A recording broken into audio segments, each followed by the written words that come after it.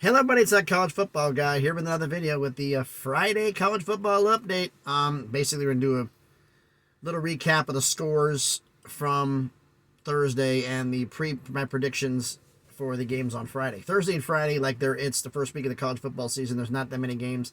Saturday's going to be a full slate. That show's going to be just the top 25 teams. I'll do predictions on those games and any subscriber school that plays on Saturday that, obviously hasn't played already or is not in the top 25. I'll be going through making predictions on those games. And also, like I said, as the video ended earlier, we saw about the information, a little follow-up information, extra information happened since then with Stanford, Cal, and SMU joining.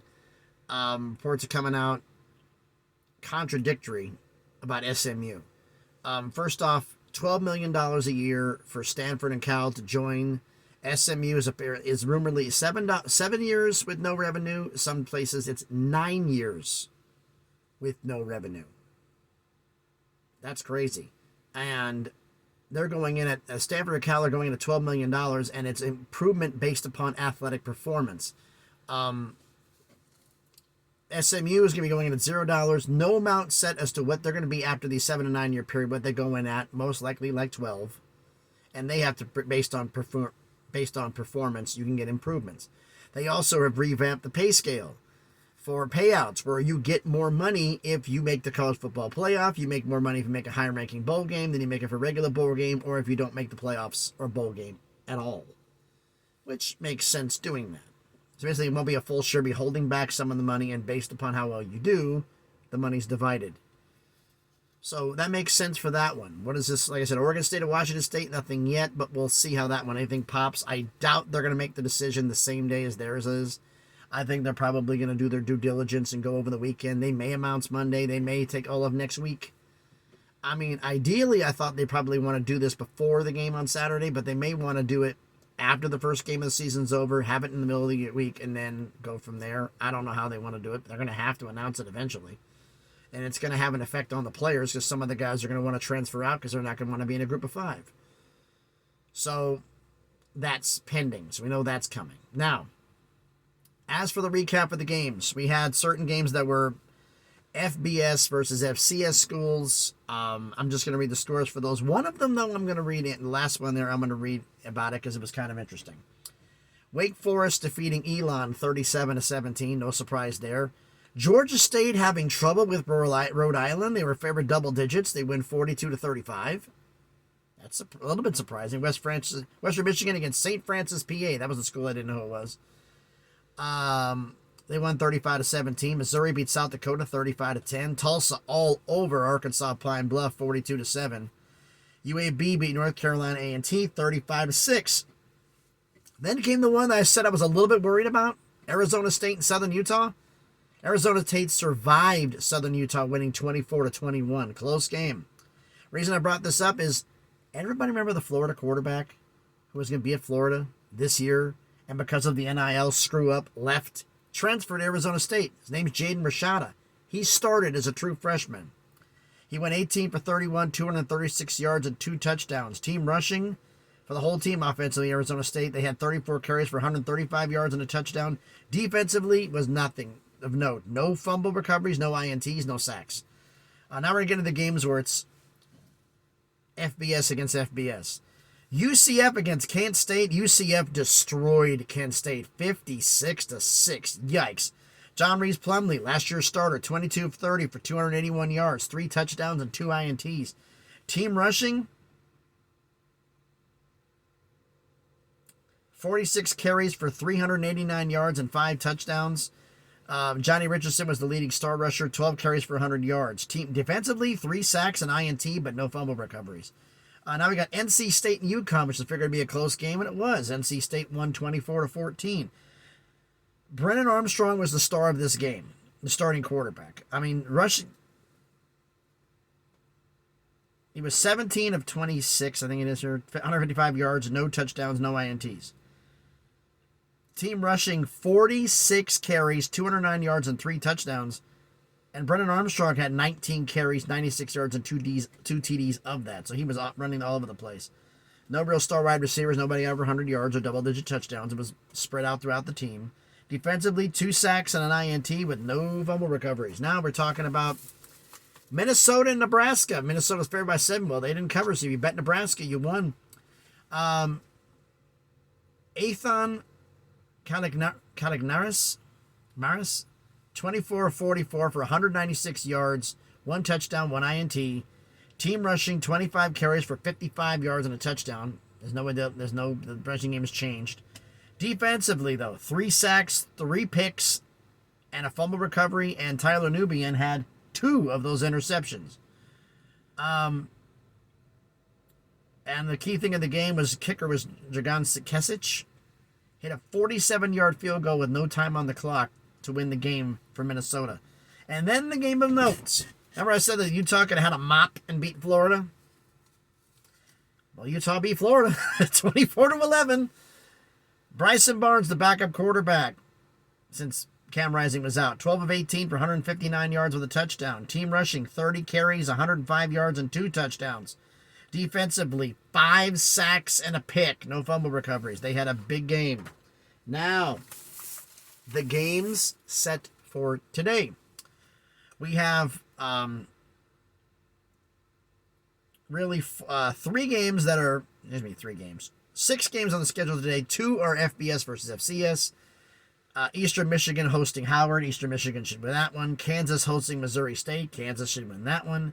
Now we've got Central Michigan at Michigan State. Michigan State's a 14-point favorite. Michigan State, this is a must-win year for Mel Tucker. They have to get some stuff done. And Central Michigan's not exactly the biggest powerhouse in the world. I expect Michigan State to win, and I expect Michigan State to cover this. We have Miami, Ohio at the U, Miami. So Miami versus Miami. The U, Miami of Florida, is a 17-point favorite. I fully expect them to win that game.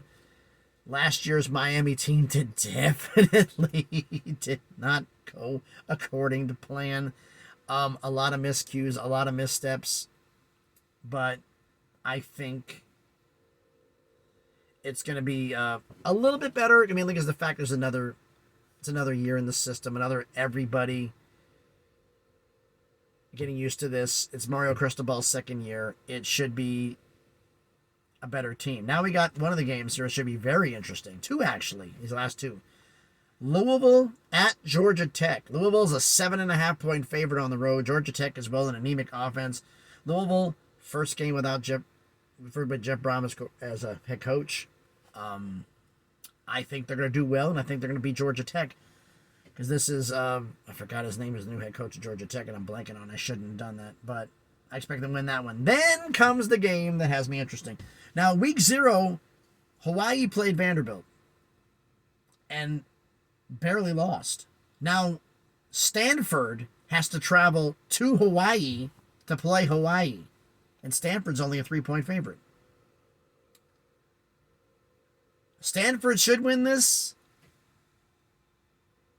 I don't even know if they're going to cover. They might win this by a field goal, which is not covering. They got to win by 4 to cover. I'm begrudgingly, because I picked them the game of the year, to pick Stanford, but I didn't expect Hawaii to play as good as they did against Vandy. And on the road, no less. If Hawaii won this, it would not shock me in the least. It would not shock me in the least if Hawaii beat Stanford. So that one could flip, but I'm begrudgingly going to take Stanford to beat Hawaii. But why don't you let me know what you think about all this down in the comments. So thanks, everybody, for watching the video. I'm going to keep doing these daily updates, college football-wise, for scores. Later on, early tomorrow morning, I'm probably recording it like really, really early in the morning because, okay, first off, where am I at? I delivered in Toledo, Ohio, where I was going to. I am maybe 6 miles away from where I was, waiting for a door to get up so I can load up to go all the way back to Ashland City, Tennessee, which is south of Nashville, and then pick up a load from there that's going to go somewhere so I can go home. So I'm probably going to record the video. It may be like in the back, in the sleeper, record it really, really early, make my predictions, because where I'm going to be at, the cell service is going to suck, kind of like the video I did for before that took an overnight load, didn't load up to like 6 o'clock in the morning. Yeah. So that being said, it's going to be a little bit behind, but I think we're going to, I'm going to record that one in the morning and we'll see when it uploads. Because I don't know when I'll be driving 4 or 5 in the morning. I'm not going to have time to stop to do the video before the game. So I have to wait. Since I'm Eastern time, by the time I stop, I'm going to have to, or Central time, I'm going to have to stop early in order to get up early enough to go deliver this thing. So I'm not going to have the time to get up in the middle of the night to see the scores and make the predictions then. I'm going to have to do it as soon as I get up. And just, it's going to be an early video probably, folks, wherever you're at. So just to let you know ahead of time. So thanks, everybody, for watching. If you haven't done it already, please smash the like button, hit the thumbs up. It helps with the algorithm, helps the video be seen by more people. Comment on the video. Any of the games that you saw yesterday that surprised you, I will be honest, I didn't think Minnesota would have as much trouble with Nebraska because I thought Minnesota's defense would play good. They did. The offense just didn't show up. And I didn't expect Arizona State to have, but part of me did because they didn't think Southern Utah was going to, thought Southern Utah had a potential to possibly pull off the upset. But any of those games kind of surprised you, and any of the games that you coming on today, Friday, that you're looking forward to? Let me know down in the comments. And please subscribe to the channel. On the way to 500 subscribers, slowly but surely on that crawl to 1,000 so we can make some things happen. Any news that breaks out about where Oregon State and Washington State is going to go, and 2, who is the AAC going to add to replace SMU? Is it FI? I doubt they're going to go to the Sun Belt, and I doubt they can't go to the Mountain West. So, and they're not going to go FCS. They're not going to take any of any from their own conferences. So that leaves Conference USA. Are they going to take Jacksonville State? Are they going to take FIU so they have the rivalry down in Florida? FIU for rivalry purposes to get more Florida market? If they do TV market, maybe that'd be the move. FIU's won more games than FAU has in the last decade. Are they going to go to UTEP to get more schools in Texas? Are they going to do New Mexico State? Are they going to do Middle Tennessee State or Western Kentucky? Are they going to do any of the newer schools that came in? That's odds are somebody from Conference USA is going to get rated. Who? But we'll see soon enough who it ends up being. So thanks, everybody, for watching the video. Hope everybody's having a great Friday. Be safe out there, and please be good to each other.